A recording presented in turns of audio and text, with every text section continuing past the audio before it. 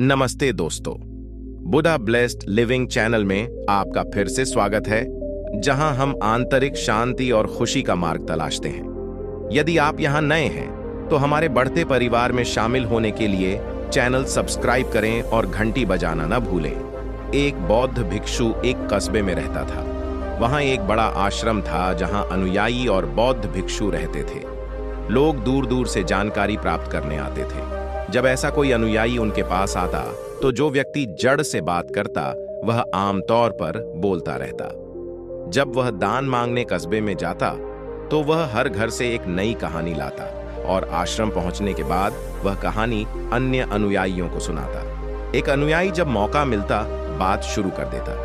वह दूसरों की बुराई करता और दूसरों के बारे में गपशप करता। वह अपने सामने अच्छा बनने की कोशिश करता, अपने आप को सराहना शुरू कर देता और हमेशा गुरु के सामने खुद को सबसे बुद्धिमान के रूप में प्रस्तुत करता। वह स्वयं को सबसे श्रेष्ठ साबित करने की कोशिश करता, अन्य शिष्यों से अलग और सर्वोच्च मानता। वह कहता कि मैं एक धनी परिवार से हूं। यदि मैं चाहता तो आराम और सुख से भरी जिंदगी जी सकता था, लेकिन मैंने यह सब छोड़ दिया और यहां आया क्योंकि मैं जीवन को समझना चाहता था, सत्य को जानना चाहता था, जीवन को जानना चाहता था। इसलिए मैंने सब कुछ त्याग दिया। एक दिन गुरु ने आश्रम में सभी को बुलाया और कहा कि आप सभी को अगले महीने के लिए कुछ संकल्प लेना होगा। इससे आपकी दृढ़ता मजबूत होगी और आप सभी में आत्मविश्वास जागेगा। अपनी ताकत और साहस के अनुसार आप कोई भी संकल्प ले सकते हैं और यदि एक महीने में जिसका संकल्प टूट जाएगा वह अपनी पुरानी दिनचर्या में लौट जाएगा। सभी अनुयायी अपनी ताकत और साहस के अनुसार छोटे और बड़े संकल्प लेते हैं और अपने अपने संकल्प के बारे में गुरु को बताते हैं। यह कहने के बाद गुरु वहां से चले गए, लेकिन वह अनुयायी जो सबसे बड़ा और महत्वपूर्ण बनना चाहता था वह उसी गुरु के पास गया और कहा, गुरुजी, मैं सबसे छोटा हूं, बड़ा संकल्प नहीं लेना चाहता, लेकिन मुझे कोई विशेष और बड़ा संकल्प दें। गुरु ने मुस्कुराते हुए कहा, क्या तुम मेरे द्वारा दिए गए संकल्प को पूरा कर सकते हो? अनुयायी ने कहा, नहीं गुरुदेव, आप मुझे संकल्प दें और मैं उसे पूरा करूंगा। गुरु ने कुछ समय सोचने के बाद कहा, तुम्हें अगले एक महीने के लिए मौन रहना है। तुम्हें अपने मुंह से एक भी शब्द नहीं बोलना है। यह तुम्हारा संकल्प है, इसे पूरा करो। अनुयायी ने हंसते हुए कहा, गुरुदेव, यदि यह भी एक संकल्प है तो यह बहुत आसान है। एक महीने तक मौन रहना यह कोई बड़ी बात नहीं है। मुझे मेरे योग्य संकल्प दें। गुरु ने कहा, पहले तुम यह संकल्प पूरा करो। यदि इसमें कोई समस्या होती है तो मुझे बताओ। अनुयायी ने गुरु की बात मान ली और उसी क्षण मौन धारण कर लिया। उसे मौन रहना बहुत आसान लगा। किसी तरह वह एक दिन मौन रहा, लेकिन दूसरे दिन से ही उसके लिए यह भार बन गया। तीसरे दिन उसे भारीपन महसूस होने लगा और चौथे दिन अजीब बेचैनी हुई, क्योंकि आश्रम के अन्य अनुयायी भी अपने संकल्प के बारे में बात कर रहे थे। वह उन्हें रोकना चाहता था और अपनी बात रखना चाहता था, लेकिन उसका संकल्प आधा ही पूरा हो पाया। इसलिए वह पूरे दिन चुप रहा और केवल इशारों से बात करता। कुछ दिनों के बाद उसकी तबीयत खराब हो गई। उसका सिर दर्द करने लगा, खाने पीने की इच्छा भी नहीं रही। वह केवल बोलना चाहता था। वह गुरु के पास गया और लिखकर बताया, गुरुदेव, मुझे बोलना है। मैं बिना बोले नहीं रह सकता। मेरा दम घुट रहा है। मैं पागल हो रहा हूं। मुझे क्या करना चाहिए? क्या मुझे अपना संकल्प तोड़ देना चाहिए? गुरु ने यह सुनकर मुस्कुराते हुए कहा, संकल्प तोड़ने के लिए ही होते हैं, लेकिन जो अपने संकल्प को पूरा करता है वह अपनी आंतरिक शक्ति को बढ़ाता है और समझ और जागरूकता के मार्ग पर आगे बढ़ता है।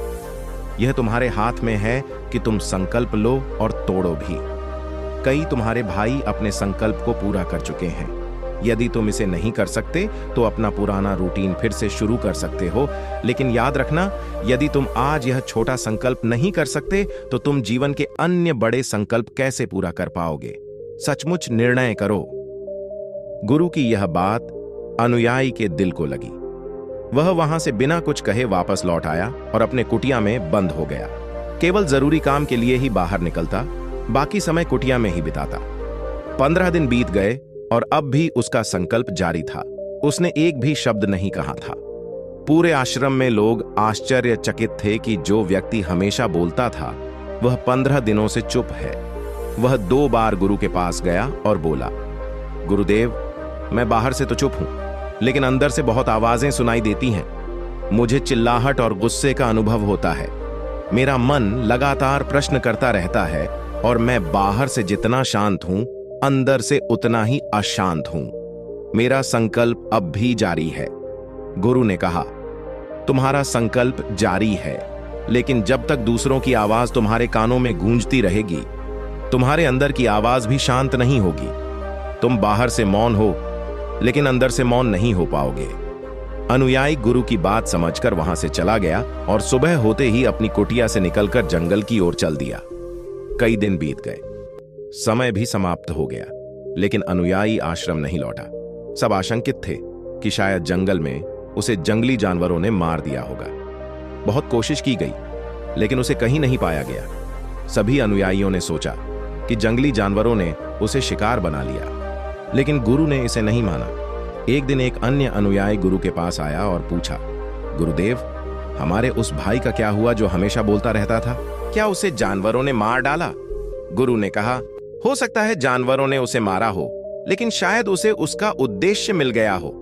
फिर अनुयायी ने पूछा, गुरुदेव, बोलने की आदत से इतना हानिकारक क्या हो सकता है? गुरु ने कहा, मानव जीवन के अनेक दुखों में से एक है कि वह कभी शांत नहीं रह सकता। हमारी अधिकतर पीड़ाएं हमारे बोलने की वजह से ही होती हैं। परिवार के अधिकांश झगड़ों का कारण भी हमारा बोलना ही है। हम हमेशा बोलना चाहते हैं, चाहे दूसरा व्यक्ति सुनना चाहता हो या नहीं। हम बेमतलब की बातें करते रहते हैं, बिना किसी की परवाह किए अपने में ही लगे रहते हैं। हम अपने जीवन के महत्वपूर्ण क्षणों को इसी में खो देते हैं। जो आनंदमय हो सकते थे, उन्हें खो देते हैं। हम बोलते हैं, लेकिन बदले में क्या मिलता है? कुछ नहीं। सब व्यर्थ और बेकार हो जाता है। हमने अपने जीवन के कितने कीमती क्षण इसी पागलपन में गंवा दिए हैं। कुछ लोग इसे समझ पाते हैं, अन्य लोग कभी नहीं समझ पाते। वे कभी अपने भीतर नहीं देखते। अनुयायी ने पूछा, गुरुदेव, इसका समाधान क्या है? गुरु ने कहा, अपने विचारों को ध्यान से देखना ही इसका समाधान है।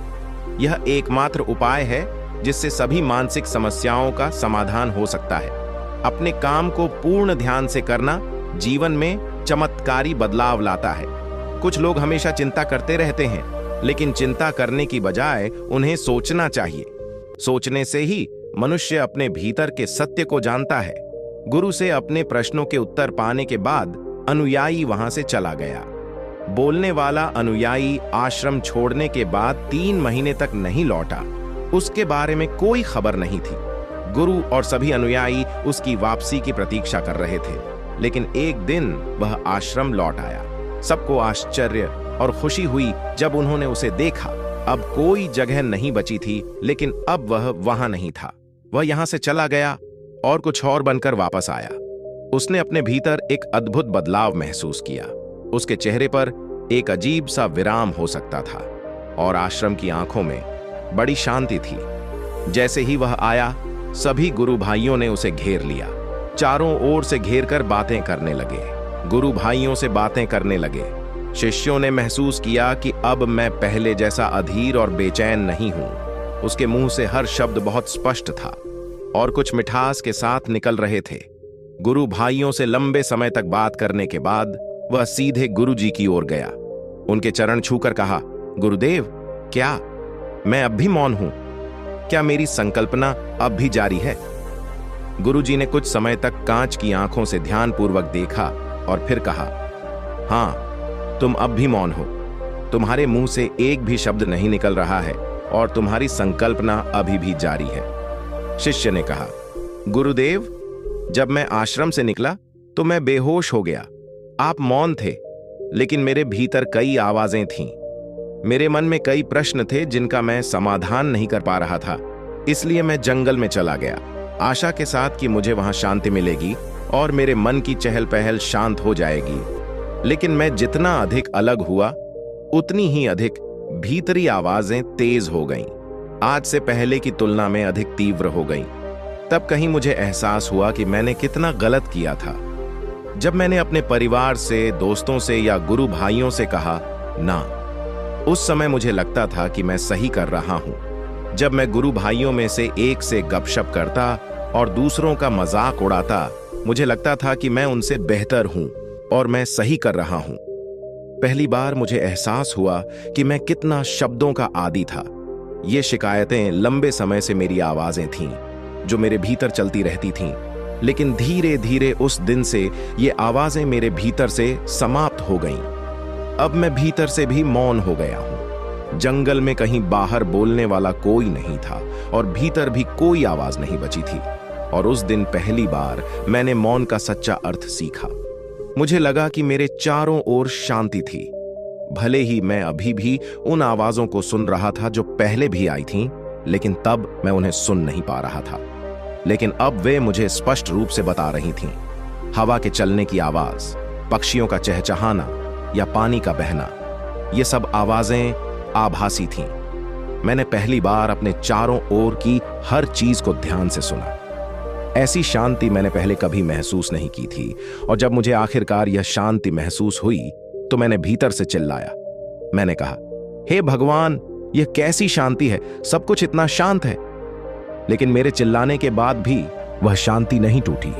सब कुछ पहले जैसा शांत रहा, बाहर जितना अधिक शांत था। गुरुदेव, मेरी आंखों से आंसुओं की धारा बह रही थी। मैं अपने गुरु भाइयों से बस बातें कर रहा था। जो मैंने आपसे कहा, मैं बोल रहा हूं, मैं चल रहा हूं, मैं सब कुछ देख रहा हूं। मैं पूरी तरह से अकेला और भीतर से मौन हूं। भीड़ में होने के बावजूद मैं भीतर से अकेला और अलग महसूस करता हूं। चाहे मैं शोर मचाने की कोशिश करूं, मैं अब भी भीतर से अकेला हूं। अब सब कुछ स्पष्ट रूप से दिखाई और सुनाई दे रहा है। ऐसा लगता है जैसे गुरुजी अपना अंतिम उपदेश दे रहे हों। उन्होंने कहा, जब तक हम बाहर बोलते रहेंगे, हमारे भीतर अशांति बनी रहेगी। लेकिन जिस दिन हम भीतर की ओर मुड़ेंगे, तब हमारे मुंह से चाहे जो भी निकले, हम शांत रहेंगे।